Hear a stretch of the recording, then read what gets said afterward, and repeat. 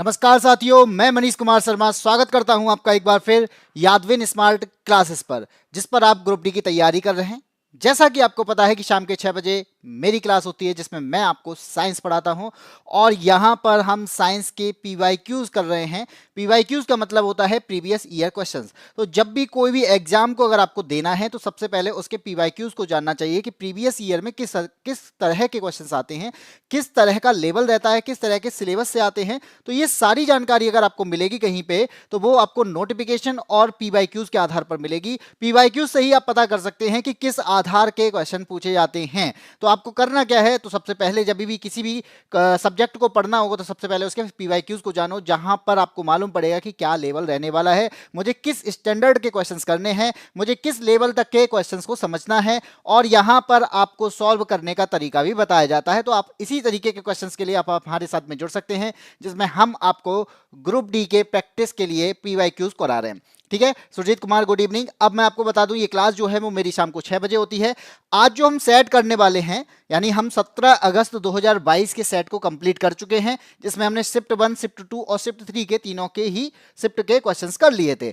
आज करेंगे हम किसके, आज करेंगे 18 अगस्त के, यानी 18 अगस्त 2022 को जो एग्जाम हुआ था उसकी शिफ्ट फर्स्ट में जो साइंस के क्वेश्चंस आए थे हम उनको यहां पर सॉल्व करने वाले हैं, उनको यहां पर पढ़ने वाले हैं। सर अब ज्योग्राफी नहीं होगी तो भाई अभी अब जो है वो आपकी साइंस चल रही है, ज्योग्राफी आपकी जितनी हो चुकी है आपकी वो हमने करा दी है। अब इसके बाद में आप ग्रुप डी के लिए साइंस का जो आपका बैच है, ये साइंस की बैच के लिए बात चल रही है और साइंस के ग्रुप डी के पीवाईक्यूज हम सॉल्व करेंगे रोजाना। और इसमें आज आपकी चौथी क्लास है, इससे पहले मैं 3 क्लासेस में आपके कंप्लीट करा चुका हूं। तो अब बात करते हैं आपको, यानी यहाँ पर हम सभी शिफ्ट का सॉल्यूशन कराने वाले हैं। यहाँ पे आपने अभी देखा कि जीएस की क्लास हुई थी और जीएस की क्लास ललित सर के द्वारा ली गई थी और जिसमें भी वहां पर भी हम पीवाईक्यूज ही करा रहे हैं। ठीक है, मैथ्स की क्लास अभी हुई नहीं है, मैथ्स की क्लास भी आपको जल्दी ही मिलने वाली है। अब बात करते हैं कि अब हमें करना क्या है भाई, तो साइंस के क्वेश्चंस को करना है। तो चलिए स्टार्ट करते हैं। तो सबसे पहला आपका क्वेश्चन है ये कि एक अश्वशक्ति जिसे हॉर्स पावर के नाम से जाना जाता है, इनमें से किसके बराबर है। तो हमारे पास में ये 4 ऑप्शन है, इन चारों ऑप्शन में बताना है ये किसके बराबर है। और ये क्वेश्चन मैं आपको बता चुका हूं कि 18 अगस्त 2022 में शिफ्ट फर्स्ट में आया था रेलवे ग्रुप डी के एग्जाम में। तो चलिए स्टार्ट करें। अश्वशक्ति होती क्या है, सबसे पहले हमें यह पता होना चाहिए। तो यानी वह दर होती है जिस पर कार्य किया जाता है, यानी हमारा जो दर है, जिस दर पर कार्य किया जा रहा है वो होता है आपका अश्वशक्ति। तो शक्ति का मान, अगर आप शक्ति के मात्रक की बात करेंगे तो होता है वॉट। शक्ति का मान अगर बहुत ज्यादा हो जाए तो उसे कहते हैं अश्वशक्ति। ठीक है, तो इसका भी मात्रक क्या होता है, वॉट ही होता है। और एक अश्वशक्ति यानी एक हॉर्स पावर जो है वो 746 वॉट के बराबर होती है। बिल्कुल सही सुरजीत कुमार, तो 746 वॉट के बराबर होती है एक अश्वशक्ति। ठीक है, शक्ति का मात्रक क्या होता है, वॉट होता है। तो भाई अश्वशक्ति का भी मात्रक यहाँ पे वाट ही है, या फिर हम कह सकते हैं कि एक हॉर्स पावर जो है 746 वाट के बराबर होता है। चलिए आगे बढ़ते हैं, क्वेश्चन नंबर 2 आता है। क्वेश्चन नंबर 2 यहां पर आपको एक इमेज दे रखी है जो कि आपके एग्जाम में आई हुई थी। तो यहां पर निम्नलिखित में से कौन सी संख्या जो है मानव मस्तिष्क में मेरु रज्जु के स्थान को इंगित करती है। मेरु रज्जु जिसे हम स्पाइनल कॉर्ड के नाम से जानते हैं, तो स्पाइनल कॉर्ड को कौन दिखा रहा है, हमारे पास में नंबर दिए हैं नंबर 1, नंबर 3, नंबर 2 और नंबर 4। और यहां पर भी हमें दे रखा है नंबर 1, नंबर 2, नंबर 3 और नंबर 4। तो इन चारों में से हमें बताना है कि स्पाइनल कॉर्ड कौन सा है। और रवीश कुमार ने आंसर दे दिया है ऑप्शन नंबर डी। तो यहां पर आपको पता होगा ये ब्रेन के पार्ट के बाद जब नीचे की तरफ में आप जाते हैं तो ये पार्ट आपका नीचे की तरफ जाता है, इसे कहा जाता है स्पाइनल कॉर्ड। और ये आपका बिल्कुल सही है, ऑप्शन नंबर डी यहां पर सही हो जाएगा कि यहां पर माइंड से जो जुड़ा हुआ है यानी ब्रेन से जो जुड़ा हुआ है वो उससे स्पाइनल कॉर्ड कहते हैं। अगर आपने नहीं देखा है तो मैं आपको यहां पे दिखा देता हूं कि आपका ये वाला पार्ट ब्रेन है और इस ब्रेन के नीचे की तरफ में आप देखोगे ये आपकी स्पाइनल कॉर्ड है और ये स्पाइनल कॉर्ड ही आपसे पूछी गई थी और सुरजीत कुमार ने भी आंसर दे ही दिया है, ऑप्शन नंबर 4। ठीक है, चलें आगे बढ़ते हैं, अगले क्वेश्चन पर आते हैं। Question number 3। क्वेश्चन नंबर 3 क्या कहता है, निम्नलिखित में से कौन सा पारिस्थितिकी तंत्र का जैविक घटक नहीं है, यानी इकोसिस्टम का बायोटिक कंपोनेंट्स नहीं है। ऑप्शन हमारे पास में 4 हैं, इन चारों में से हमें बताना है। तो सबसे पहले मुझे जो पूछा गया है जैविक घटक, इस जैविक घटक के बारे में जानकारी होनी चाहिए।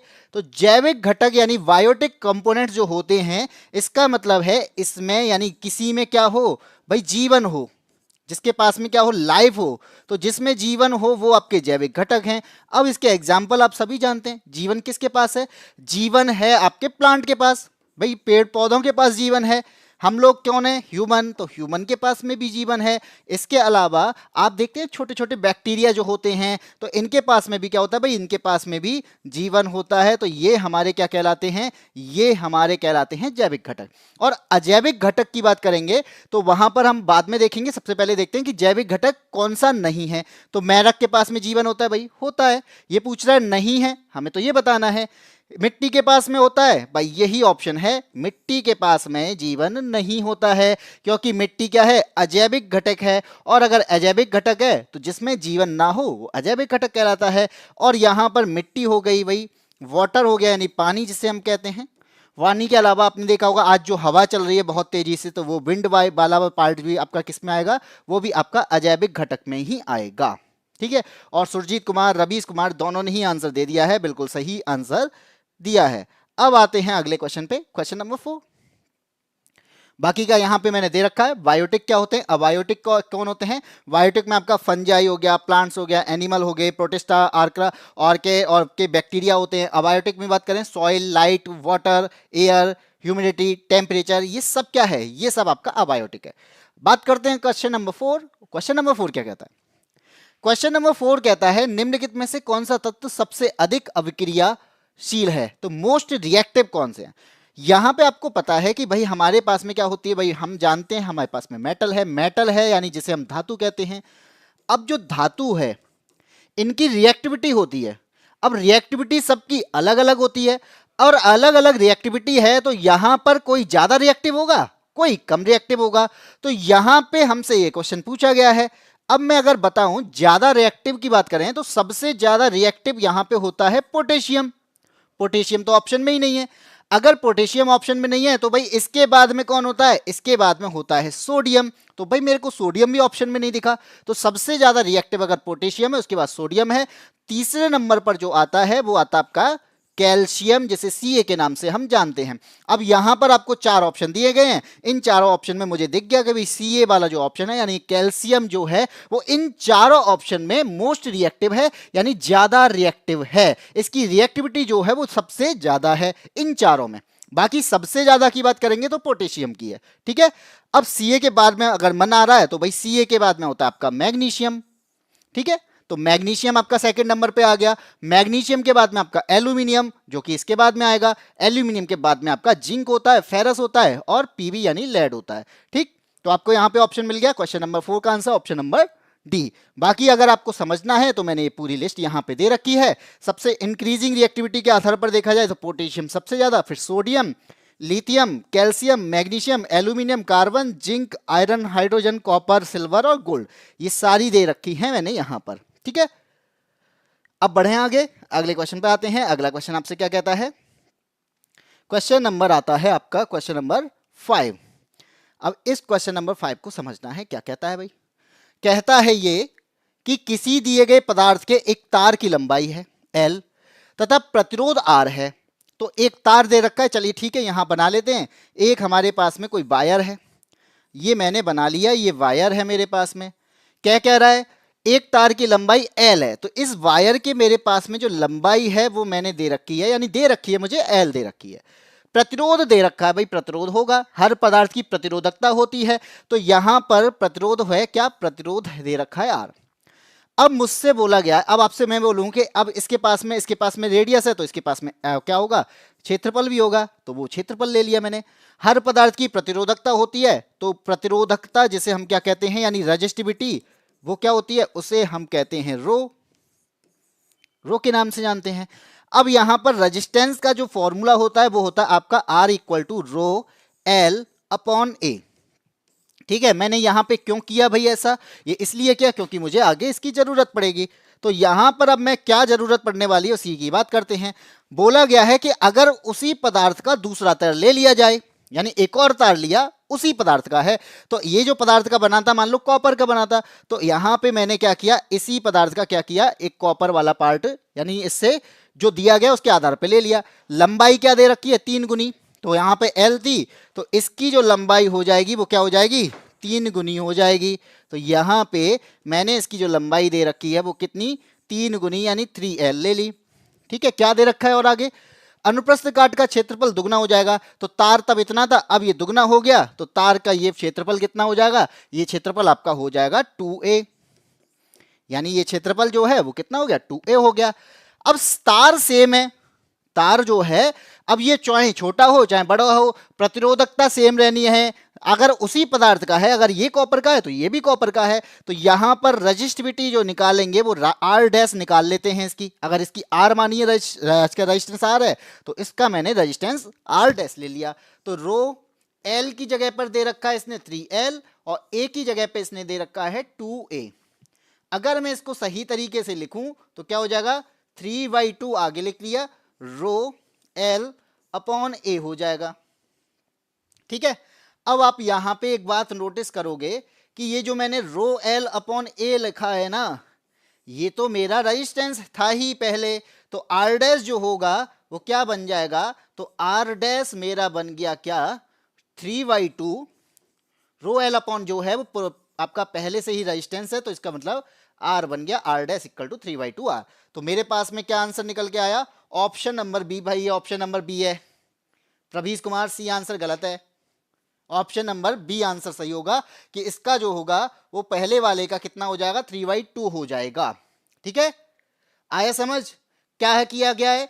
यानी यहां पर मैंने एक तार लिया जो कि दे रखा है, उसकी लंबाई मेरे पास में L है, क्वेश्चन में दे रखी थी, प्रतिरोध R है। अब मैंने क्या किया, इसकी रेजिस्टिविटी निकाल ली। ठीक, इसी आधार पर मैंने क्या किया, अब पदार्थ उसी पदार्थ का दूसरा तार ले लिया। यानी अगर मैंने इसे मान लीजिए कॉपर का माना है, तो ये भी कॉपर का है लेकिन दूसरा तार लिया है। यहां पर लंबाई जो थी वो मैंने क्या कर दी, 3 गुनी कर दी, तो 3L ले लिया।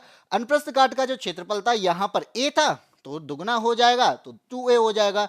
अगर सेम तार हैं, सेम तार का मतलब सेम चीज से बने हुए हैं, तो प्रतिरोधकता जो होगी वो दोनों की सेम होगी, और अगर सेम है तो यहां पे रो जो है वो रो ही रहेगा। ठीक है, अब आर डैश इक्वल टू मैंने लगा दिया, बाकी फॉर्मूले में रख दिया। मुझे दिखा कि रो एल अपॉन ए जो है वो पुराने वाले तार का जो मेरे पास में था उसका भी रेजिस्टेंस है, तो मैंने क्या किया, उसी की जगह पे ये रख दिया और मुझे आंसर मिल गया। ठीक है, आगे बढ़ें। अब बढ़ते हैं क्वेश्चन नंबर 4 पे। क्वेश्चन नंबर 4 सॉरी 5 6 है। क्वेश्चन नंबर 6 क्या कहता है, कोई बात नहीं है रवीश भाई, हो जाता है कभी कभी, हमें भी कौन सी सारी चीज़ें आती थी, अब धीरे धीरे सीख रहे हैं हम भी, आप भी सीख जाओगे और रोजाना प्रैक्टिस करोगे साथ में तो और चीज़ें आएंगी।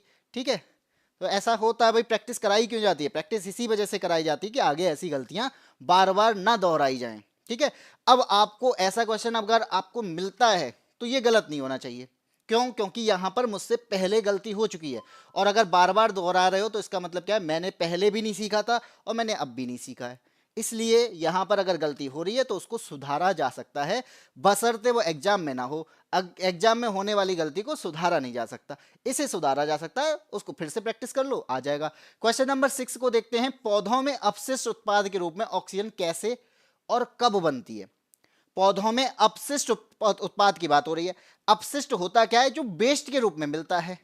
भाई पौधों के पास में जो ऑक्सीजन है वो वेस्ट है, कैसे होगी, इसी की बात पूछी गई है। तो यहां पर जब हम सांस लेते हैं, हम भी सांस लेते हैं, पेड़ भी सांस लेते हैं, हम सांस लेते हैं, रेस्पिरेशन करते हैं, तो क्या करते हैं, ऑक्सीजन ग्रहण करते हैं। बताया जाता है कि हमने ऑक्सीजन ग्रहण की और कार्बन डाइऑक्साइड के रूप में उसको बाहर निकाल दिया। ठीक है, यहां पर क्या होता है, पेड़ों में हम पढ़ते आए हैं कि पेड़ जो है कार्बन डाइऑक्साइड लेते हैं और ऑक्सीजन को छोड़ते हैं, ऐसा बताया जाता है। लेकिन पेड़ ये एक टाइम पे ही करते हैं, किसी एक पर्टिकुलर टाइम की बात हो रही है, तो वो पर्टिकुलर टाइम होता कौन सा है, वो टाइम जो होता है वो होता है फोटोसिंथेसिस का टाइम। लेकिन ये फोटोसिंथेसिस करते कब है, यानी प्रकाश संश्लेषण की प्रक्रिया है, ये करते कब हैं, जब यहां पर सन की रेज आएंगी। और अगर सन की रेज आएंगी तो इसका मतलब क्या है भाई, वो तो दिन होगा, क्योंकि सन तो रात में निकलता नहीं है और अगर सन रात में नहीं निकलता है तो इसका मतलब है कि फोटोसिंथेसिस में जो फूड बनाने की प्रोसेस चल रही है वो भी कब होगी, वो भी दिन में होगी। और यहाँ पर वातावरण से हमने कार्बन डाइऑक्साइड ली, हमने नहीं, पेड़ ने ली, और पेड़ में भी पत्ती ने ली, और यहाँ पे जड़ के द्वारा पानी आया, पानी आने के बाद में यहाँ पे क्या बना, इसने बनाया फूड, और वेस्ट के रूप में ऑक्सीजन जो है वो बाहर निकल जाती है। तो ये कब होता है, ये फोटोसिंथेसिस की प्रक्रिया में दिन के टाइम में होता है। और अभी इसने आंसर दे दिया है, चलिए देखते हैं कौन सा आंसर होगा। दिन में श्वसन द्वारा, तो भाई रेस्पायरेशन नहीं है, यहाँ पे फोटोसिंथेसिस है और रात में फोटोसिंथेसिस हो नहीं सकता। तो ऑप्शन नंबर सी मेरे पास में मिल गया कि दिन में प्रकाश संश्लेषण के द्वारा यहाँ पे पत्तियां भोजन बनाती हैं और अपशिष्ट के रूप में, वेस्टेज के रूप में ऑक्सीजन को बाहर छोड़ देती हैं, और कार्बन डाइऑक्साइड यहाँ पे यूज की जाती है फूड बनाने में। ठीक है, इसी तरीके से मानव के अंदर क्या होता है, हमारे अंदर क्या होता है, हमारे अंदर उल्टा। अगर यहाँ पे हमने ऑक्सीजन जो हमारे ब्लड के द्वारा सेल के पास में जाती है, तो ऑक्सीजन का यहाँ पे पहुंचती है कहाँ पर, सेल के पास। तो ग्लूकोज के साथ में ऑक्सीजन जब मिलती है तो वेस्टेज के रूप में कार्बन डाइऑक्साइड हमें मिलती है, और वही कार्बन डाइऑक्साइड जो है वो हमारे नाक के द्वारा या फिर कहते हैं लंग्स के द्वारा बाहर आ जाती है। ठीक है, आगे बढ़ते हैं। अब यहाँ पे फोटोसिंथेसिस की प्रोसेस दे रखी है, तो यहाँ आपने देखा कि हमारे पास में सनलाइट आई, कार्बन डाइऑक्साइड हमने वातावरण से ली और पत्तियों के द्वारा खाना बनाया गया, और खाना बनाने के बाद में यहाँ पे ऑक्सीजन के रूप में बाहर निकल जाती है।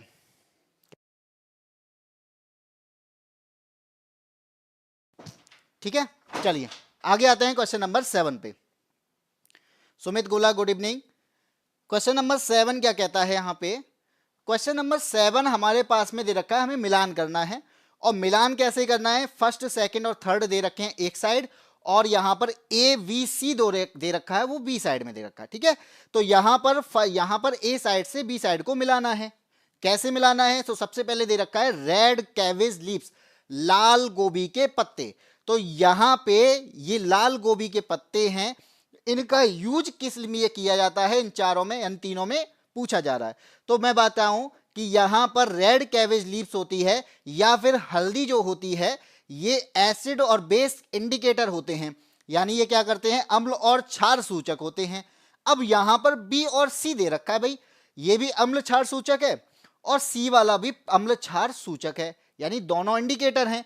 हल्दी भी यहां पे अम्ल और क्षार के बारे में बता रही है, और रेड कैबेज भी अम्ल और क्षार के बारे में बता रहे हैं। लेकिन यहां पर ये जो हल्दी वाला पार्ट है वो तो नेचुरल है, तो नेचुरल है, और रेड कैबेज भी क्या होती है, ये भी नेचुरल होती है। तो हम नेचुरल तरीके से यहाँ पे एसिड और बेस का इंडिकेट कर रहे हैं। तो ए का हो जाएगा, यानी फर्स्ट का हो जाएगा क्या, फर्स्ट का हो जाएगा, मैं यहाँ पे लिख देता हूं, फर्स्ट का हो जाएगा सी। ठीक है, अब बात करते हैं सेकंड की। सुमित गोला का आंसर आ चुका है ऑप्शन नंबर सी। चलिए देखते हैं, मिथाइल ऑरेंज की बात करते हैं। तो मिथाइल ऑरेंज भी एसिड और बेस का इंडिकेटर होता है, लेकिन इसको किस में बनाया जाता है, लेबोरेटरी में बनाया जाता है, इसलिए इसके आगे नेचुरल नहीं लिखा। तो सेकंड का हो जाएगा आपका बी। और ऑनियन और लौंग जो होती है, यानी प्याज और लौंग जो होती हैं, ये भी इंडिकेट करते हैं। भाई कैसे इंडिकेट करते हैं, इनका तो समझ में आ गया, ये कैसे इंडिकेट करते हैं। तो आपको पता है प्याज और लौंग में होती है स्मेल, गंध होती है, तो गंध के माध्यम से इंडिकेट करते हैं। होता क्या है कि इनकी क्या होती है, इंडिकेट हो कैसे कैसे करते हैं कि इनकी गंध बदल जाती है।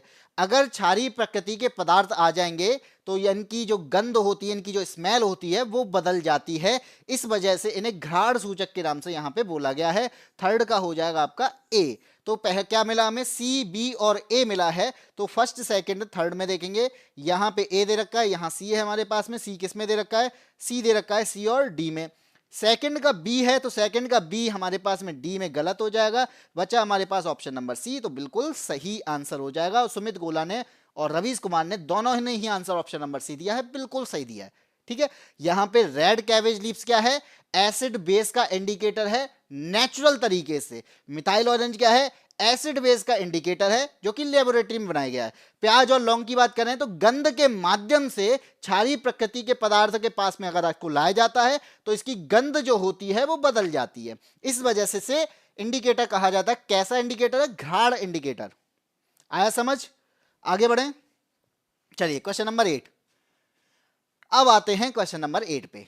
8 हमसे क्या कहता है, 8 कहता है कि निम्नलिखित में से कौन सा हेक्सेन का संभावित समावयवी नहीं है। क्या नहीं है? समावयवी नहीं है, यानी आइसोमर नहीं है। सबसे पहले मेरे को समावयवी पता होना चाहिए, तभी तो मैं कर पाऊंगा। तो यहां पर क्या कह सकते हैं कि समावयवी होता क्या है? समावयवी ऐसा होता है जिनके फॉर्मूले होते हैं सेम, यानी फॉर्मूला जो होगा वो सेम है। फॉर्मूला सेम है, ठीक है, स्ट्रक्चर अलग अलग हो, फॉर्मूला सेम हो लेकिन उसका स्ट्रक्चर जो हो वो अलग अलग हो, ठीक है। अब मैंने बोला कि मान लीजिए आपने सुने होंगे कि एक आपका होता है एल्केन, एक होता आपका एल्कीन, और एक आपने सुना होगा एल्काइन। सुना है, पढ़ा होगा, केमिस्ट्री की बात है ये तो। एल्केन, एल्कीन और एल्काइन। जब मैं बात करूंगा कि अगर ये सिंगल बॉन्ड से बने होंगे, किसने, यानी कार्बन की जो चेन है वो सिंगल बॉन्ड से जुड़ी होगी, वो क्या होगा? वो आपका एल्केन होगा। अगर कार्बन की चेन डबल बॉन्ड से जुड़ी होगी तो वो एल्कीन होगा। और अगर कार्बन की चेन मैं ट्रिपल बॉन्ड से जोड़ दूं तो वो क्या हो जाएगा? वो एल्काइन हो जाएगा, ठीक है। अब मेरे से बोला गया, ये तो मैंने यहां पे बना दिया कार्बन और हाइड्रोजन से हाइड्रोकार्बन, लेकिन अब बात करते हैं कि अगर इसके फॉर्मूले की बात की जाए तो फॉर्मूला भी मालूम होना चाहिए। तो फॉर्मूला इसका बनता है CnH2n, CnH2n प्लस का 2। ये किसका है? ये एल्केन का है। किसका है? एल्केन का है। अब हम यहां पे एल्कीन की बात करेंगे तो इसका फॉर्मूला क्या बनेगा? इसका बनेगा CnH2n, ठीक है। एल्काइन की बात करेंगे तो यहां पे +2 था और यहां पे क्या हो जाएगा? इसको माइनस कर दूं मैं तो ये बन जाएगा आपका एल्काइन। तो इस तरीके से मैं इसे 3 पार्ट में डिवाइड कर सकता हूं। तो मैंने यहां पे इसको 3 पार्ट में डिवाइड कर दिया। चलो, अब यहां पे आपने सुना होगा एल्केन। क्या होता है एल्केन? जैसे आपका मीथेन होता है। मीथेन क्या है? वो आपका आपका क्या है? हाइड्रोकार्बन है जो C और H में बना होता है, यानी बॉन्ड से जुड़ा होता है। सिंगल बॉन्ड से जुड़ा है तो वो एल्केन है। आया समझ? अब यहां पे क्वेश्चन की बात करते हैं। क्वेश्चन में दिया क्या है? क्वेश्चन में दिया गया है कि हेक्सेन का संभावित समावयवी नहीं है। तो इन चारों में से कौन सा ऐसा है जो हेक्सेन का संभावित समावयवी नहीं होगा? तो आपने सुना होगा एथ। सबसे पहले मैं बात करता हूं हेक्सेन की। इस हेक्सेन में जो हेक्स होता है उसका मतलब होता है 6, ठीक है। क्या होता है? हेक्सेन में जो हेक्स है उसका मतलब है क्या है? 6 है। और वो एन है तो इसका मतलब क्या है? वो एल्केन का पार्ट है। तो यहां पर कितने होने, आपके पास में कितने पार्ट होने चाहिए इसके? कार्बन की चेन जो होगी वो कितनी बनेगी? 6 की बनेगी। कार्बन की जो चेन होगी, हेक्स का मतलब है कार्बन जो चेन बन रही है ये किसकी बनी होनी चाहिए? 6 कार्बन की बनी होनी चाहिए। अब बात करते हैं कि इनमें से मैं आपको बताऊं कि इनमें से वो कौन सा नहीं है। चलिए पहला ऑप्शन उठा लेते हैं। पहला ऑप्शन दे रहा है 2 इथाइल पेंटेन। तो इथाइल पेंटेन जो है ये दे रखा है। अब मैं आपसे बोलूं इथाइल पेंटेन, पेंटेन का मतलब क्या होता है? 5। चलो ले लो, पेंटेन का मतलब है कार्बन की जो चेन है 5 कार्बन से जुड़ी होगी, ठीक है। मैंने 5 कार्बन ले लिए, मैंने यहां पे पेंटेन का यूज किया। अब इथाइल का मतलब क्या होता भाई? इथाइल का मतलब होता है C2H5। इथाइल का मतलब क्या होता है? इस इथाइल का मतलब होता है C2H5, ठीक है। तो यहां पर C2H5 जुड़ा होगा। कहां पर जुड़ा होगा? 2 पर जुड़ा होगा। अब 2 मैं कैसे ले लूं? तो मैं चाहे इधर से यूज करूं चाहे इधर से। अगर मैं इसकी नंबरिंग कर दूं 1 2 3 4 और 5, तो मुझे इथाइल को कहां जोड़ना है? 2 पे जोड़ना है। तो 2 पे जोड़ देता हूं। किसको जोड़ूं? इथाइल को जोड़ता हूं। तो क्या बन जाएगा? C2H5 बन जाएगा, ठीक है। तो क्या बन जाएगा? C2H5। लेकिन आपने इतना बताया क्यों? दिमाग में आ रहा होगा, ठीक है चलो ये सब चीजें हो रही है, बताया क्यों है? मैंने बताया कि 5 कार्बन की चेन इससे जुड़ी थी, 2 कार्बन की चेन और जुड़ गई, टोटल कार्बन चेन कितनी हो गई? टोटल हो गई 7। और यहां पे हेक्स का मतलब तो 6 है। तो इसका मतलब क्या हो जाएगा? इसका मतलब कौन सा नहीं होगा वो मुझे मिल चुका है, वो आपका हो जाएगा ऑप्शन नंबर ए, ठीक है। कौन सा नहीं होगा? वो हो जाएगा आपका option number A 2 ethyl pentane. किस तरीके से? क्योंकि इसके पास में जो कार्बन की चेन है वो 7 है और मुझे कितनी चाहिए थी? मुझे चाहिए थी 6। इस वजह से इसका आंसर क्या हो जाएगा? इसका आंसर ऑप्शन नंबर ए, जो कि गलत हो जाएगा। इसका जो फॉर्म बनेगा वो C6H4 नहीं होगा। ठीक है, चलिए आगे बढ़ते हैं, क्वेश्चन नंबर 9 पर आते हैं। आया समझ? कम से कम ये तो बता दिया करो कि भाई समझ में आ चुका है। मैंने इतनी देर बात करी तो इतना देर क्यों बोला मैं? इस वजह से, इसको समझाने के लिए क्या है, मैंने सारी चीजें यूज की, एल्केन एल्किल एल्काइल बताए, उसके बाद में आपको ये हेक्स का मतलब बताया, चेन बनाई। क्यों बनाई? इस वजह से कि आपको चीजें समझ में आ जाएं। और समझ में आ चुकी हैं तो भाई कम से कम वीडियो को लाइक और शेयर कर सकते हो भाई। ठीक है, चलिए क्वेश्चन नंबर 9 पे आते हैं। 9 क्या कहता है? 9 कहता है सहसंयोजक यौगिक यानी कोवलेंट कंपाउंड की बात हो रही है। निम्नलिखित में से कौन से गुण सामान्यतः प्रदर्शित नहीं करते? देखो सबसे पहले एक बात याद रखना, क्वेश्चन जब भी पढ़ो सबसे पहले हमें फोकस जो पूरा पढ़ने के बाद में ये करना है कि क्वेश्चन में पूछा क्या गया है, हाँ की बात कर रहा है या फिर ना की बात कर रहा है। तो सबसे ज्यादा जो मिस्टेक होती है ना, सबसे ज्यादा इग्नोर जो किया जाता है वो ना को किया जाता है, यानी नहीं करता है, पूछा गया है लेकिन नहीं फिर भी इग्नोर कर देते हैं। ठीक है, तो याद रखना क्वेश्चन जब भी पूछा जाए तो ये चीज आपको फोकस करनी है। तो यहां पर सहसंयोजक यौगिक होते कौन से हैं? जिनके अंदर कोवलेंट बॉन्ड होता है, और कोवलेंट बॉन्ड जो होता है वो हमेशा किसके बीच में होगा? अधातु के बीच में होगा। ठीक है, किसके पास में होगा? अधातु के बीच होता है। इसका मतलब क्या है? एक तरफ में अधातु होनी चाहिए, दूसरी तरफ में भी बॉन्ड में अधातु होनी चाहिए। मैंने बोला CH4, अगर CH4 बोला है तो C क्या है? कार्बन, और H क्या है? हाइड्रोजन। दोनों क्या हैं? दोनों अधातु हैं। तो इसके बीच में क्या हो जाएगा? इनके बीच में कोवलेंट बॉन्ड होगा। इनके बीच में क्या होगा? आपका सहसंयोजक बंध होगा, क्योंकि दोनों आपकी कौन सी हैं? दोनों अधातु हैं। अब इनके बारे में पूछा गया है कि कौन से गुण होते हैं भाई। सबसे पहले गुणों में लिखना कि जो इलेक्ट्रिक होती यानी इलेक्ट्रिसिटी जो होती है, विद्युत जो होती है, उस विद्युत के ये क्या होते हैं? बैड कंडक्टर होते हैं, यानी ये क्या होते हैं? कुचालक होते हैं भाई।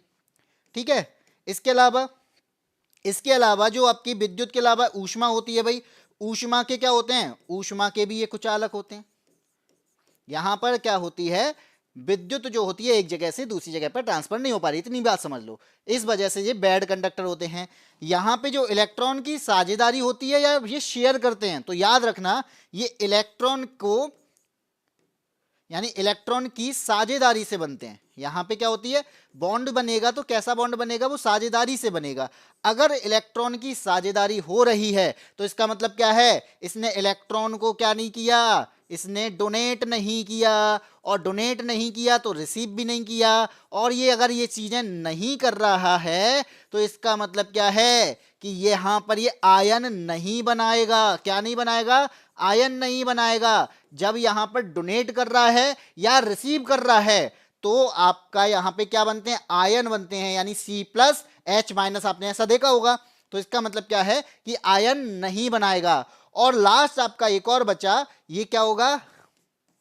जो कार्बनिक पदार्थ होते हैं, ऑर्गेनिक कंपाउंड जो होते हैं, कार्बनिक पदार्थ या विलायक में घुलनशील होता है। ये क्या होता है? घुलनशील हो जाता है, घुल जाता है।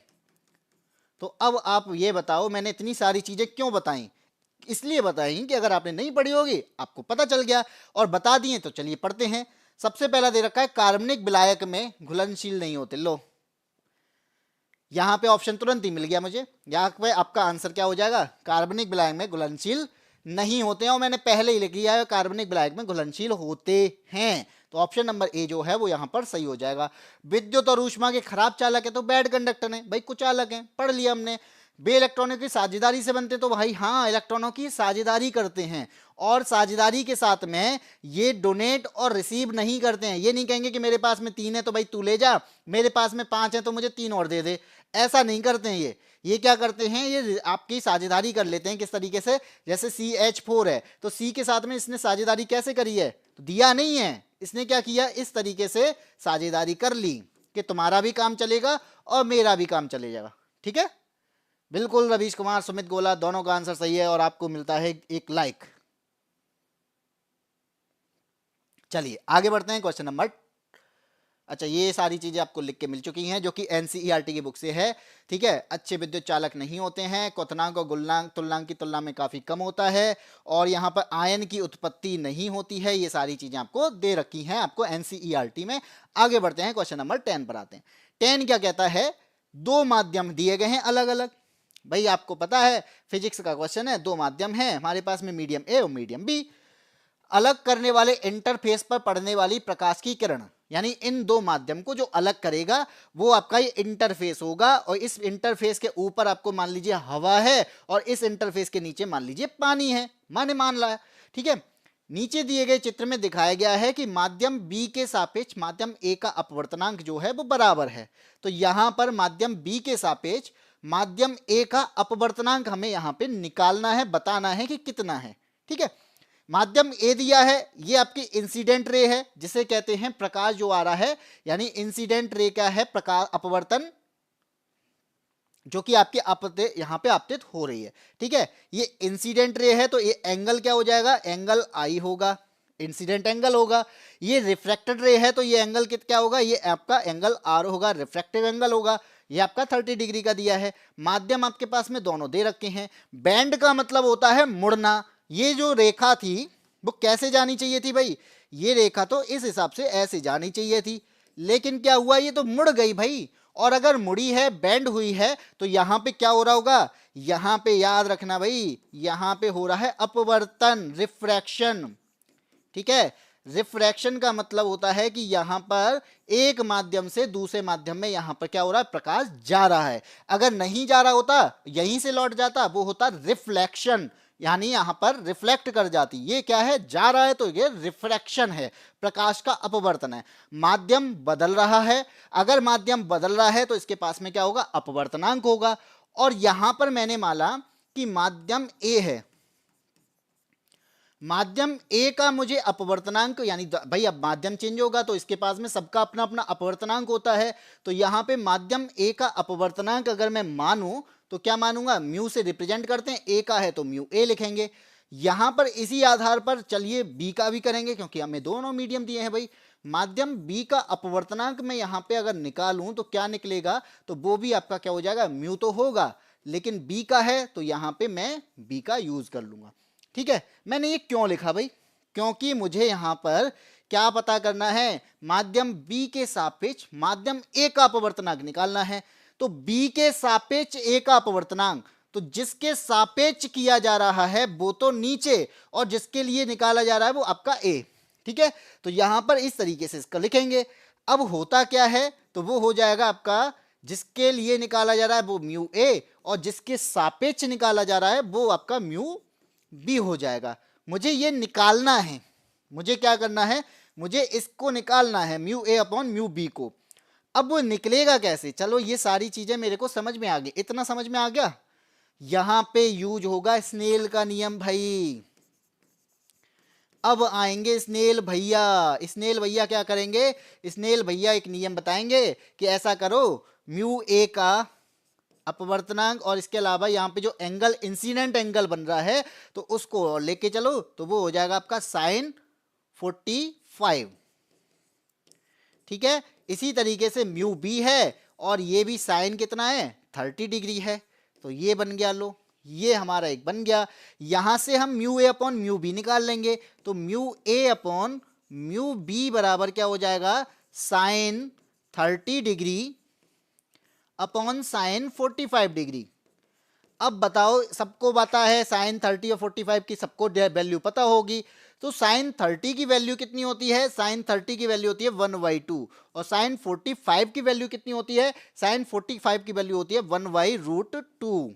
ठीक है, अब क्या करना है, अब यहां पर इसको सॉल्व करना है, आंसर निकल जाएगा। √2 जाएगा ऊपर, √2 कहां चला जाएगा, ऊपर चला जाएगा, और 2 होगा नीचे की तरफ में।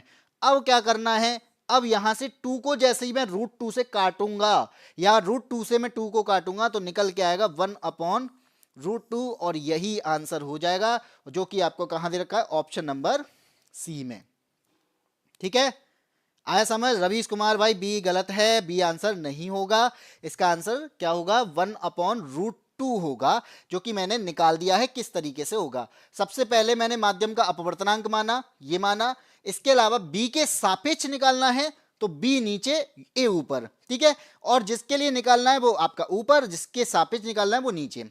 अब स्नेल का नियम का इसलिए यूज किया क्योंकि मुझे यहां पे डिग्री दी थी, कितना बैंड हुआ इसके बारे में दिया था, तो मैंने स्नेल का नियम का यूज कर लिया कि mu A upon mu B equal to होता है आपका sine R upon sine I. तो यहां पे r की वैल्यू 30 थी, i की वैल्यू 45 थी, तो साइन 30 की वैल्यू 1/2, साइन 45 की 1/√2। यहां पे इसको क्या किया, सॉल्व किया, तो √2 आपका ऊपर गया और 2 आपका नीचे आया। जब मैं √2 को 2 से काटूंगा तो 1/√2 आएगा, और यही आंसर हो जाएगा ऑप्शन नंबर सी में। ठीक है, आगे बढ़े अगले पे। आया समझ क्या करना है क्या नहीं करना है, कैसे सॉल्व करना है? आ रहा है कि नहीं आ रहा भाई? कम से कम बता तो सकते हो। पढ़ना है वो अलग बात है, नहीं पढ़ना है वो अलग बात है, लेकिन अगर पढ़ रहे हो तो चीजें समझ में आनी चाहिए। आ रही हैं तो बता सकते हो। ठीक है, आते हैं क्वेश्चन नंबर 11 पर। एक 11 कहता है एसी जनरेटर है। जनरेटर आपने देखा होगा, सभी जानते हैं जनरेटर होता क्या है। बहुत बढ़िया रवीश भाई, जनरेटर होता क्या है आपको पता है कि इलेक्ट्रिकल एनर्जी देता है। और वो इलेक्ट्रिकल एनर्जी अगर दे रहा है तो किस वजह से दे रहा है, क्योंकि वहां पे वो तरीके से घूम रहा है, यानी मैकेनिकल तरीके से दे रहा है। तो यहां मैं जनरेटर की अगर बात करूं तो जनरेटर क्या कर रहा है, आपके मैकेनिकल एनर्जी को इलेक्ट्रिकल एनर्जी में चेंज कर रहा है। क्या कर रहा है, मैकेनिकल एनर्जी को यानी यांत्रिक ऊर्जा को विद्युत ऊर्जा में कन्वर्ट कर रहा है। ये काम किसका है, ये काम जनरेटर का है। तो ये जो काम है ये किस सिद्धांत पर हो रहा है, इसके बारे में पूछा गया है। तो याद रखना ये इलेक्ट्रोमैग्नेटिक इंडक्शन यानी विद्युत चुंबकीय प्रेरण के सिद्धांत पर काम करता है। तो एसी जनरेटर विद्युत चुंबकीय प्रेरण के सिद्धांत पर कार्य करता है। अब बात याद रखना कि ये जो क्वेश्चन है ये आपका 2022 में आया हुआ है, लेकिन इसके आने के चांस अब नहीं होंगे। क्यों भाई, मैं ऐसा क्यों बोल रहा हूं? मैंने क्या भविष्यवाणी कर दी? नहीं भाई, इस वजह से कर दिया क्योंकि एनसीईआरटी में जो आपका चैप्टर है विद्युत धारा का चुंबकीय प्रभाव, उसमें से यहां पर विद्युत चुंबकीय प्रेरण, जनरेटर का टॉपिक और आपका इलेक्ट्रिक मोटर का जो टॉपिक है इसको हटा दिया गया है। मैं आपको आवर्त सारणी पे भी बता चुका हूं। आवर्त सारणी जितनी भी बार मैंने प्रैक्टिस कराई है आपको, मैंने वो भी बताया कि आवर्त सारणी से क्वेश्चन अब नहीं आ रहे हैं। उसका रीजन है कि वो एनसीईआरटी के बुक के चैप्टर से हटा दिया गया है, 10th के बुक से हटा दिए गए। और अगर हटा दिए गए हैं तो वहां से आपके सिलेबस में वो चीजें नहीं आएंगी। तो यही ग्रुप डी है, जब एनसीईआरटी को फॉलो कर रहे हैं तो आवर्त सारणी को नहीं पढ़ना है, और विद्युत धारा का चुंबकीय प्रभाव जो दे रखा है उसमें इलेक्ट्रिक मोटर, जनरेटर, विद्युत चुंबकीय प्रेरण ये नहीं पढ़ने हैं। प्रैक्टिस में लेके आया था यानी पीवाईक्यू आया हुआ है, इस वजह से मैं इसको बता दिया हूं। ठीक है, आगे बढ़ते हैं क्वेश्चन नंबर 12। क्या भाई, टेल कहता है प्रजनन। प्रजनन के बारे में तो आप सभी जानते होंगे, रिप्रोडक्शन भाई सबसे 10th का सबसे जो पढ़ा जाने वाला चैप्टर है वो यही है, सब लोग पढ़ते हैं। लेकिन अब बस ह्यूमन के अलावा भी वहीं कई तरीके से होते हैं प्रजनन। ह्यूमन को अगर हटा दें तो प्रजनन के तरीके बहुत सारे होते हैं, क्योंकि हमें तो ह्यूमन का ही देखना होता है।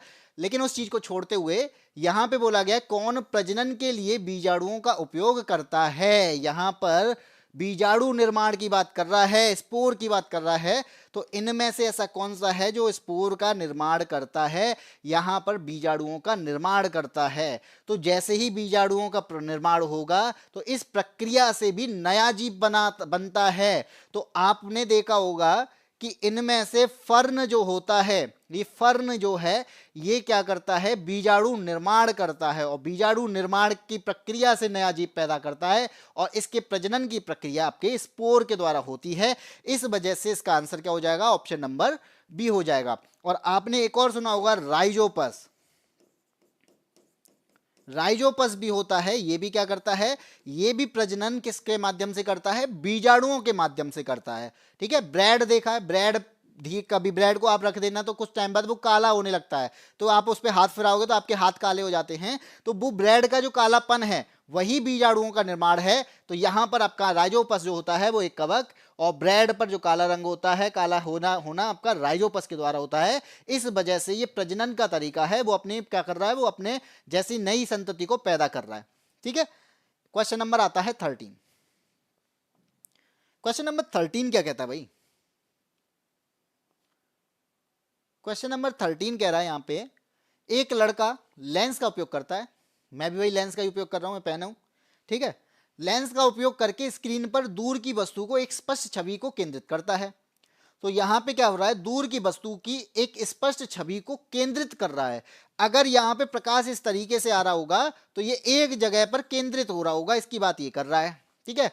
लेंस और स्क्रीन के बीच की दूरी लगभग किसके बराबर होगी?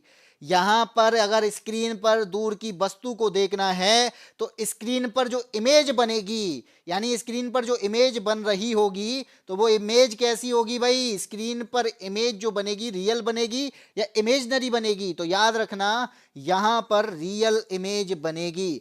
और रियल इमेज बन रही है तो हम किसका यूज करेंगे? उत्तल का करेंगे या फिर अवतल का करेंगे? तो याद ये भी रखना है, क्या रखना है कि जब भी रियल इमेज बनेगी वहां पे आपका उत्तल लेंस का यूज किया जाएगा। और उत्तल लेंस आपको इस तरीके का दिखता है और यहाँ पे ये आपकी आपकी मेजर एक्सिस है। और ये आपने देखा होगा कि जब प्रकाश की किरणें अनंत से आ रही होंगी तो ये कहाँ कन्वर्ज कर देता है? उसके फोकस पर कन्वर्ज कर देता है। और अगर फोकस पर केंद्रित कर रहा है तो इसके और इसके बीच की जो दूरी होती है उसे हम फोकल लेंथ कहते हैं। और फोकल लेंथ जो होगी वो यहां पर डी आपका आंसर बन जाएगा। तो लेंस और फोकस के बीच की दूरी जो होती है उसे फोकल लेंथ के नाम से जानते हैं। जब कोई वस्तु अनंत से आ रही होगी तो इमेज फोकस पर बनेगी, वो भी छोटी। आया समझ? इमेज फोकस पर बनेगी और फोकस पर कन्वर्ज करेगा कौन? उत्तल लेंस। क्यों कर रहा है? क्योंकि वास्तविक इमेज बननी है। किस पर बन रही है? स्क्रीन पर बन रही है। तो यहां पर आपका आंसर निकल के आ जाएगा ऑप्शन नंबर डी। चलें आगे बढ़ते हैं, क्वेश्चन नंबर 14 की बात करते हैं। 14 क्या कहता है भाई? 14 में आपको दिख रहा है कि आकृति दे रखी है 4, ठीक है। अब 4 आकृति में आपको ऑप्शन की तरह दे रखा है, ये दिया है आपका ऑप्शन नंबर ए, ये दिया है मतलब आपका कथन बी, और ये दिया है सी, और ये दिया है डी, ठीक है। तो आपको चले अगर नहीं दिख रहा हो तो मैं दोबारा बना देता हूं, दूसरे कलर का यूज कर लेते हैं। मान लीजिए मैं कर लेता हूं इसका यूज। ये है आपका ए, ये है आपका बी, ये है सी और डी। यहां पे दिया क्या है, हमें बताना है जो फ्लोएम होता है। तो फ्लोएम में भोजन की गति का सही प्रतिनिधित्व कौन कर रहा है? तो आप जानते हैं कि पौधे के अंदर दो आपके मतलब टिश्यू जो पाए जाते हैं, कई टिश्यू होते हैं लेकिन हम यहां पे फ्लोएम की बात कर रहे हैं। तो एक होता है आपका फ्लोएम, एक होता है आपका फ्लोएम, और एक आपने सुना होगा जाइलम, ठीक है। अगर यहां पर जल की बात करता तो भाई तो मैं जाइलम का यूज करता, लेकिन यहां पे बात की गई है भोजन की, यानी फूड की बात की गई है, तो फूड का परिवहन कौन करता है? फ्लोएम करता है। तो फ्लोएम जो फूड का परिवहन करेगा तो कब करेगा? फूड का ट्रांसपोर्टेशन कब करेगा? जब फूड बन जाएगा। फूड कब बनेगा? जब फोटोसिंथेसिस होगी। और फोटोसिंथेसिस करेगा कौन? पत्तियां करेंगी भाई, ये पत्तियां बनी हुई हैं, ये फोटोसिंथेसिस करेंगी। अब खाना कहां जाएगा? खाना बन गया भाई, खाना जाएगा कौन? जाएगा कहां और लेके कौन जाएगा? तो जाएगा कहां वो यहां बताना है, लेके कौन जाएगा? वो फ्लोएम लेके जाएगा, ठीक है। फ्लोएम लेके अगर जा रहा है तो इन चारों में किस तरीके से लेके जाएगा? कि पत्तियों से लेके जाएगा जड़ों की तरफ, या फिर जड़ों के माध्यम से ऊपर की तरफ लेके जाएगा, या फिर पत्तियों से ऊपर और नीचे तीन सब तरफ लेके जाएगा, और लास्ट कह रहा है कि पत्तियों की तरफ ही रखेगा। तो कौन सा ऑप्शन सही होगा? रवीश कुमार ने ऑप्शन नंबर ए बताया है और सुमित गोला ने ऑप्शन नंबर ए बताया है, लेकिन ऑप्शन नंबर ए में दिया है सी। तो याद रखना कि सी वाला जो है वो सही होगा। क्यों सही है? कि खाना भले ही पत्तियां बना रही हैं लेकिन खाना चाहिए पेड़ के हर हिस्से को, तो हर हिस्से में कौन लेके जाएगा? वो फ्लोएम लेके जाएगा। इसलिए चाहे वो ऊपर की तरफ में हो चाहे वो नीचे की तरफ हो, जड़ों के माध्यम में जड़ों के पास पहुंचाया जाए, वो लेके कौन जा रहा है? फ्लोएम लेके जाएगा। तो फूड का ट्रांसपोर्टेशन फ्लोएम करेगा, पत्तियों के द्वारा, यहां पर पत्तियों के द्वारा खाना बनाया जाएगा, लेके फ्लोएम लेके जाएगा, ठीक है। अब कौन सा वाला आंसर हो गया? वो सी हो गया। ऑप्शन नंबर ए है लेकिन आंसर सी है। आगे बढ़ते हैं, क्वेश्चन नंबर 15 पे आते हैं। यहां पे ब्लीचिंग पाउडर तैयार करना भाई, ठीक है। ब्लीचिंग पाउडर तैयार करने में शामिल सही रसायन की प्रक्रिया को पहचान करनी है। तो भाई ब्लीचिंग पाउडर अगर हम बना रहे हैं ना, तो सबसे पहले ब्लीचिंग पाउडर पता होना चाहिए कैसा होता है, या ब्लीचिंग पाउडर का आपका कह सकते हो कि उसका फॉर्मूला पता होना चाहिए। तो मेरे को फॉर्मूला पता है, क्या पता है कि ब्लीचिंग पाउडर जो होता है वो होता है आपका CaOCl2। इसे हम क्या कहते हैं, इसे कहते हैं ब्लीचिंग पाउडर। और ये ब्लीचिंग पाउडर का अगर ये फॉर्मूला है, आप देख लो चारों में कहां पर ब्लीचिंग पाउडर बन रहा होगा, तो यहां पे तो भाई NaOH बन रहा है, इसका मतलब ए ऑप्शन गलत है। यहां पे NH4Cl बन रहा है, NaHCO3 बन रहा है, ये ऑप्शन गलत है। CaOCl2 इसमें बन रहा है, मेरे हिसाब से ये आंसर होना चाहिए। बाकी और देख लो, इसमें CO2 H2O ये बन रहा है, तो ये भी ऑप्शन गलत बना।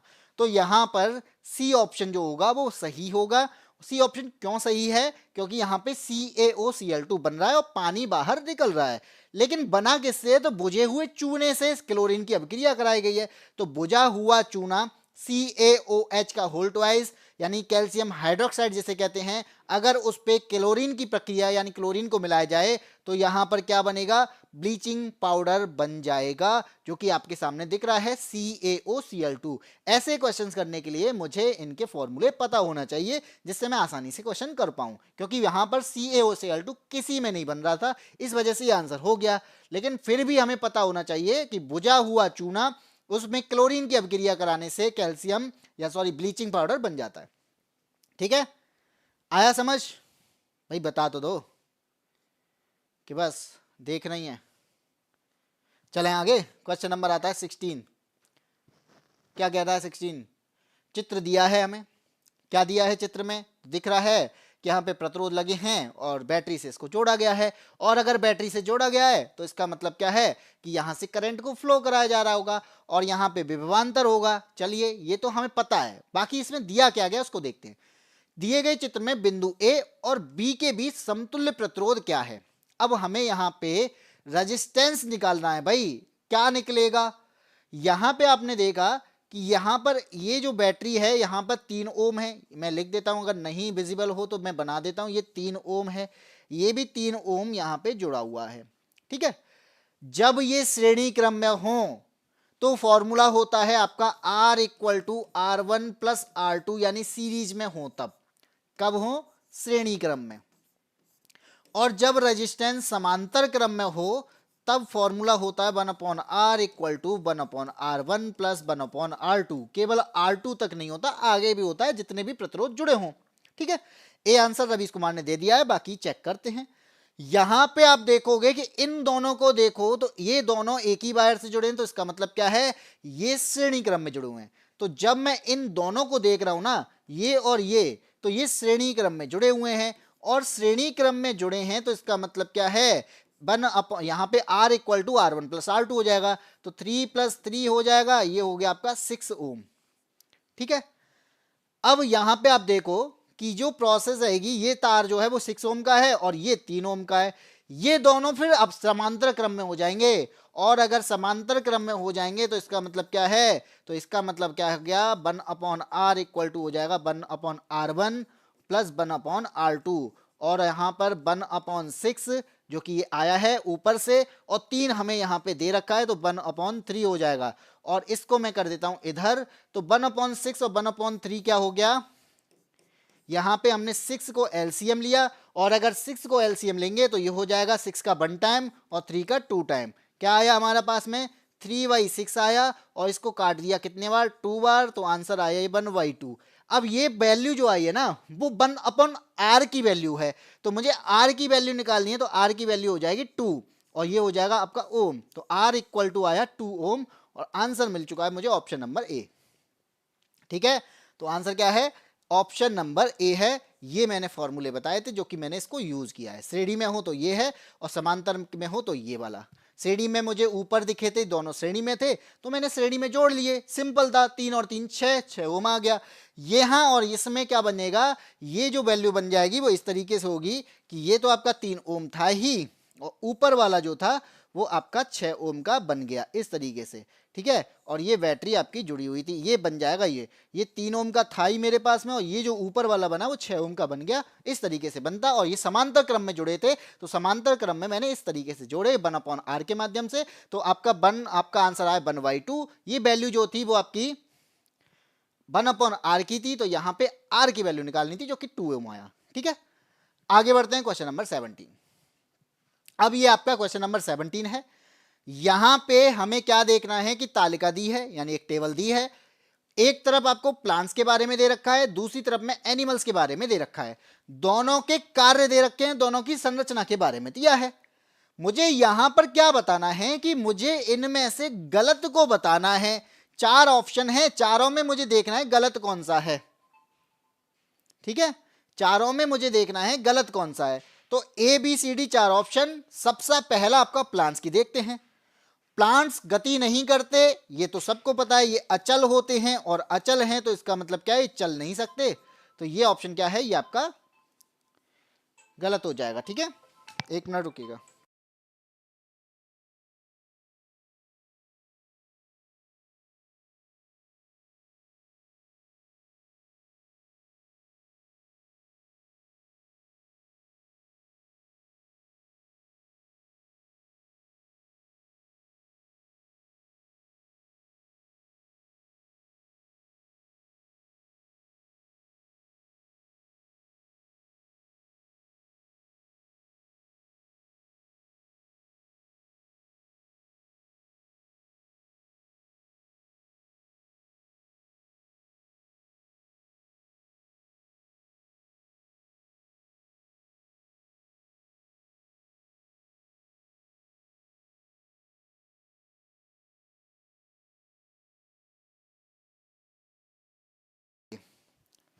थोड़ा सा फोन था, इस वजह से रवीश कुमार ने आंसर दे दिया है और सुमित गोला ने आंसर दे दिया है। चलिए देखते हैं। प्लांट गति नहीं कर सकते, सब जानते हैं भाई प्लांट गति नहीं कर सकते हैं। दूसरा, एनिमल जो है वो मूव करते हैं। हम लोग या भोजन की तलाश में भी घूमते हैं, साथ ही और आश्रय की तलाश में भी घूमते हैं, किसी के साथ में भी घूमते हैं। सबको पता है कि कोई अगर जानने वाला होगा तो उसके साथ में कहीं भी चले जा सकते हैं, ठीक है। कभी फिल्म देखने भी चले जाते हैं, वो तो घूमते ही रहते हैं, एनिमल हैं, ठीक। चलिए, ए ऑप्शन हमारा सही है, हमें बताना है गलत। आपका दूसरा कह रखा है मोस्ट टिश्यू आर डेड, यानी पेड़ों के अंदर जो ऊतक हैं उनमें अधिकांश जो होते हैं वो डेड सेल्स होती हैं, या डेड सेल्स होंगी तो डेड टिश्यू भी क्या होंगे, डेड ही होंगे। तो ये तो आपका सही है। यहां पे देखेंगे मोस्ट टिश्यू आर लिविंग, भाई ऊतक हमारे पास में लिविंग सेल हैं, क्योंकि हम मूव कर रहे हैं, और अगर मूव करेंगे तो हमारे पास में जो सेल रहेंगी वो कैसी होंगी, वो हमारी लिविंग सेल्स होंगी, ठीक है। सी की बात करें, यहां पे कम ऊर्जा की आवश्यकता होती है, भाई डेड सेल्स ज्यादा हैं हमारे पास में, प्लांट्स के पास में। अगर प्लांट्स के पास में डेड सेल्स ज्यादा हैं तो आपको कम ऊर्जा की जरूरत है, और लिविंग सेल ज्यादा हैं तो ज्यादा ऊर्जा की जरूरत है। भाई दौड़ लगाओगे तो एनर्जी आपको ज्यादा चाहिए, तो दौड़ लगाने के लिए अगर एनर्जी चाहिए तो हमारे पास में क्या होगा, एनर्जी ज्यादा चाहिए, तो लिविंग सेल हमारे पास में पाई जाती है, इस वजह से एनर्जी हमें ज्यादा मिलती है। ये भी ऑप्शन सही है। अब बचा हुआ आपका कौन सा होगा, डी ऑप्शन यहाँ पे सही हो जाएगा।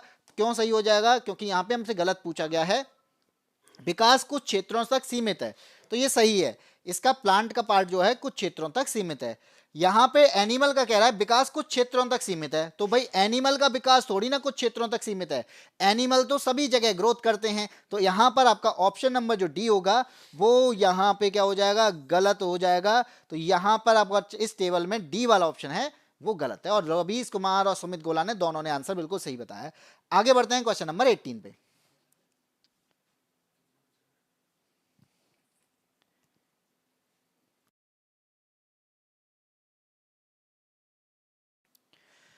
क्वेश्चन नंबर 18, कोयला और पेट्रोलियम के संरक्षण के लिए निम्नलिखित में से क्या किया जाना चाहिए।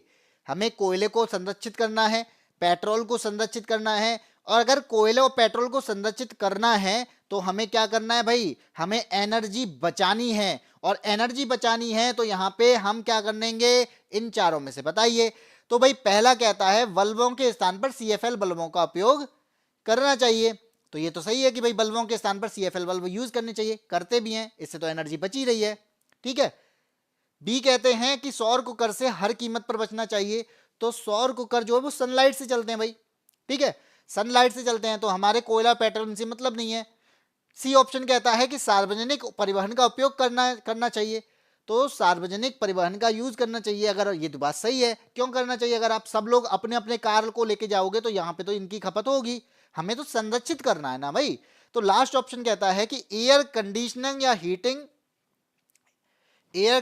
या हीटिंग सिस्टम का अत्यधिक उपयोग ना करें। तो ये ऑप्शन बिल्कुल सही है कि अगर हम एनर्जी बचाना चाहते हैं तो यहां पर बिजली की खपत ज्यादा करनी है। अगर बिजली की खपत ज्यादा होगी तो भाई कोयले का ज्यादा यूज होगा, तो इसे कम करना चाहिए। तो क्या करना चाहिए भाई? एयर कंडीशनिंग का यूज कम करना चाहिए। अगर कम करेंगे तो एनर्जी कम खर्च होगी, और एनर्जी कम खर्च होगी तो कोयले का यूज जो होगा, दिख नहीं रहा है, चलो अब दिख जाएगा, दिख गया।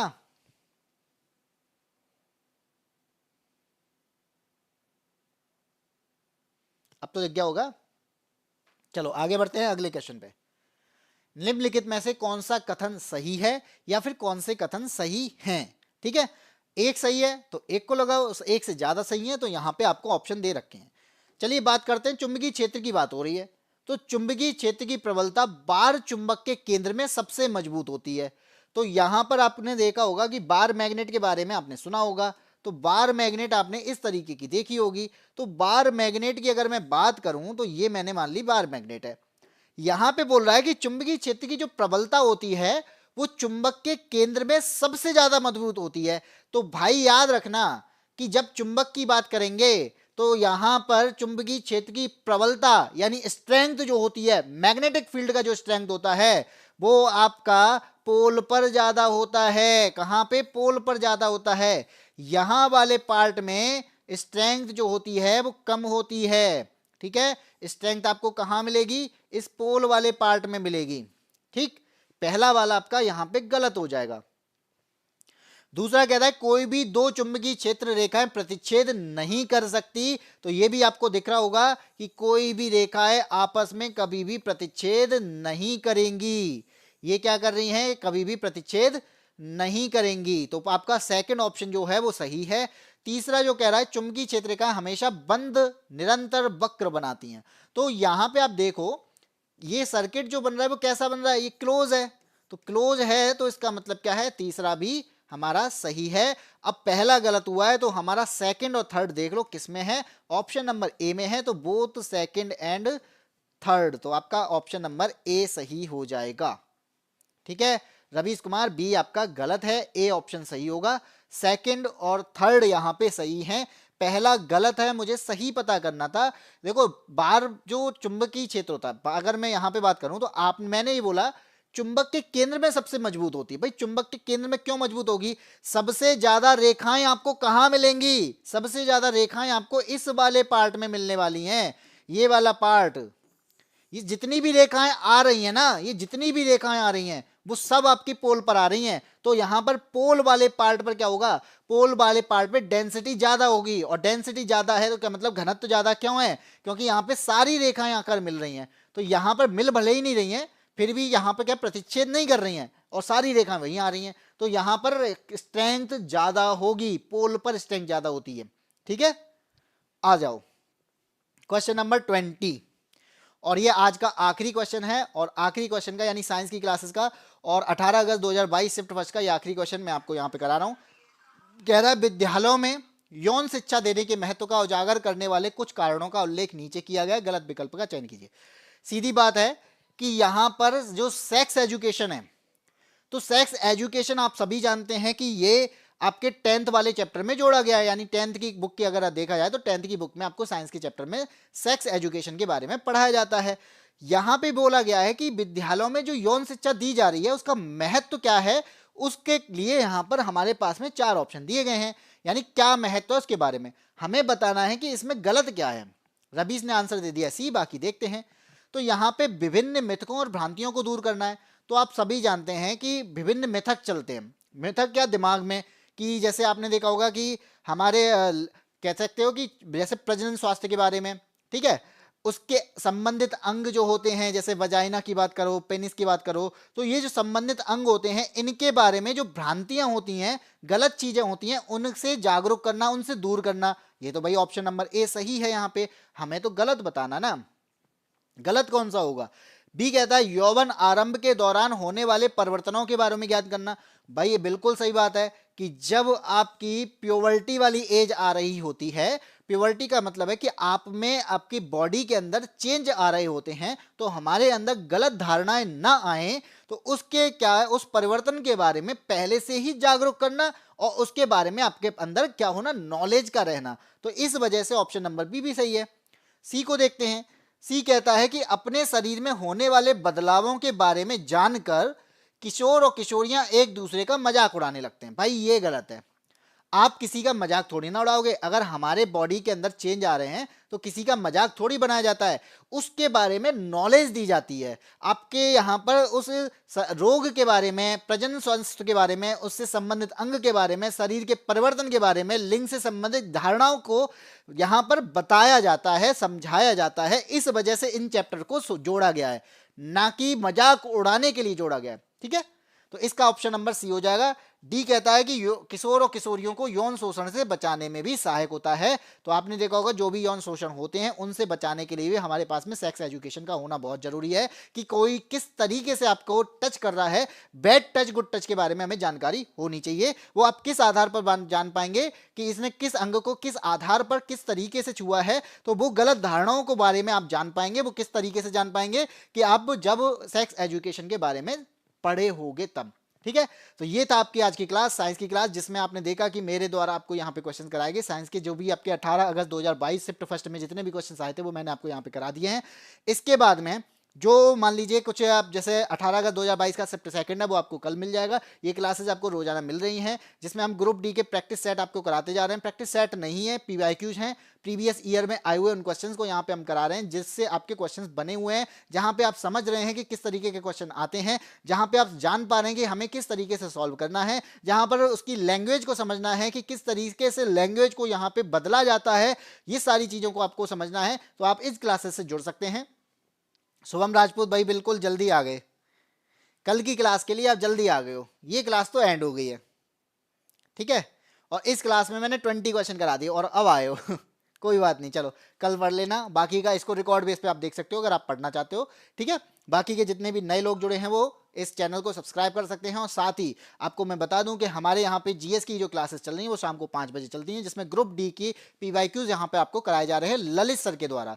और इसके बाद शाम को 6 बजे की जो क्लास होती है वो मेरे द्वारा आपको साइंस की क्लासेस दी जाती है, जिसमें मैं आपको पीवाईक्यूज करा रहा हूँ साइंस के, जो कि आपके ग्रुप डी के एग्जाम में आए हुए हैं। इसके बाद जो क्लास होगी वो आपकी मैथ्स की होगी, लेकिन अभी कुछ दिनों से मैथ्स की नहीं हो पा रही है। हाँ, ये क्लास बहुत जल्दी आपके सामने आने वाली है, तो मैथ्स की क्लास भी आपको पीवाईक्यूज के आधार पर आपको कराया जाने वाला है ग्रुप डी के पेपर के लिए। तो ये क्लासेस आपके लिए बहुत इंपॉर्टेंट रहने वाली हैं, तो आप इन क्लासेस से जुड़े रहिएगा और आप समझिएगा कि ग्रुप डी के एग्जाम में क्या क्या पूछा जाता है, ग्रुप डी का एग्जाम किस तरीके का आता है, लेवल क्या रहता है, स्टैंडर्ड क्या है, कैसी लैंग्वेज रहती है, इन सारी चीज़ों को जानना है, इन सारी चीज़ों को समझना है, तो आप हमारे साथ में जुड़ सकते हैं। और हमारे चैनल का नाम है यादवेन स्मार्ट क्लासेस, जिस पर आपको रोजाना ये क्लासेस मिल रही हैं, तो रोजाना हमारे साथ में जुड़ सकते हो। और अगर आपको ये क्लासेस पसंद आ रही हैं तो पसंद आने के लिए बस एक लाइक तो बनता है। लाइक करने के साथ साथ अपने साथी जो वास्तव में पढ़ना चाहते हैं, ग्रुप डी को समझना चाहते हैं, जिन्होंने फॉर्म भरा है, तो आप उन लोगों को शेयर भी कर सकते हो। इसी के साथ में आज की क्लास में इतना ही, फिर मिलते हैं कल। जय हिंद, जय भारत।